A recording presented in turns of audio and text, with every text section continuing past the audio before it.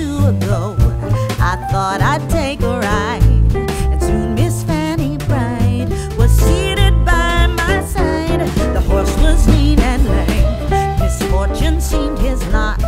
He got into a drifter